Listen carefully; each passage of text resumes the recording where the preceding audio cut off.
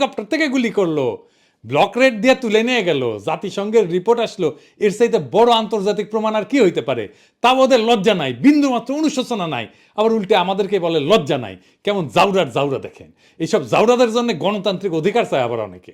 ফ্যাসিস্টদের গণতান্ত্রিক অধিকার বা প্রোটেকশন দেওয়া হচ্ছে স্যার একটা সুশীল জাউরামো। একটা কথা আমাদের পরিষ্কার করে বোঝা উচিত, বাংলাদেশ রাষ্ট্রের ফ্যাসিজম বিচার করার আইন নাই।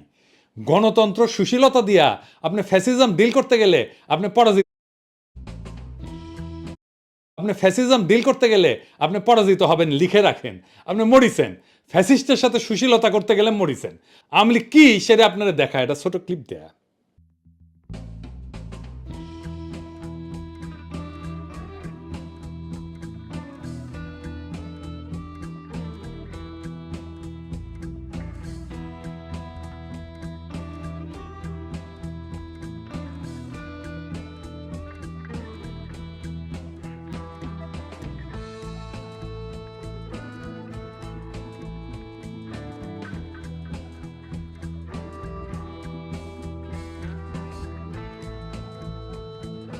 দেখছেন, আওয়ামী লীগ হইতেছে কুত্তাটা, আর ওই কুত্তাটারে যে বাঁচাইতে আসিছিল ওই হচ্ছে বাঙ্গু সুশীল।